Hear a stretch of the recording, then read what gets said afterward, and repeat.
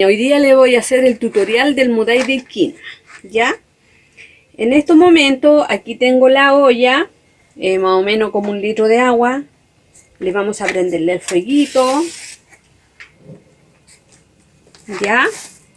Vamos a echarle otro litro de agua, porque yo lo hago no con agua de la llave, sino que con agüita Purificada. Purificada en el fondo.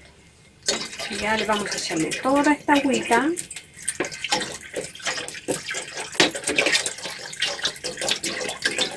Y esta misma botella después también me sirve para guardar mudai, no las boto, las reutilizo.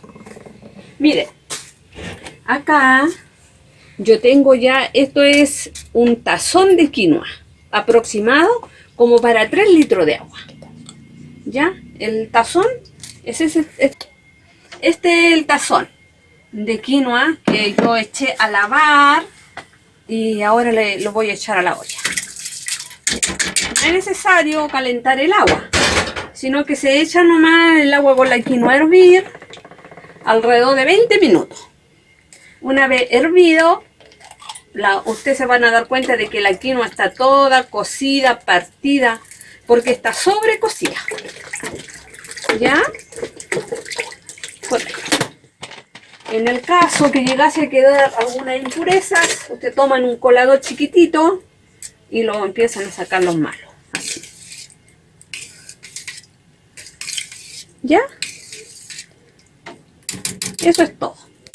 Vamos a revolver la quinoa con el agüita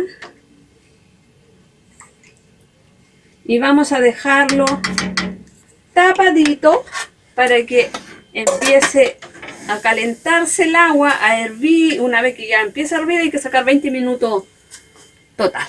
Eso es todo. Así de simple. ¿Hierve y 20 minutos más? No, pues empieza a calentarse el agua, empieza a hervir y de 20 minutos hirviendo. Ah, ya. ¿Ya? Y después le voy a explicarle cuando ya está listo, en qué momento se le echa la miel. Ya, pues, ñaña, aquí está el mudai hecho. Cuando la quinoa está así de partida es que está listo. ¿Ya? Entonces ahora apagamos y esperemos que se enfríe. Y cuando ya lo empecemos a envasar helado, le vamos a echar un poquito de miel y suficiente. Estaría listo el mudai. Feitate.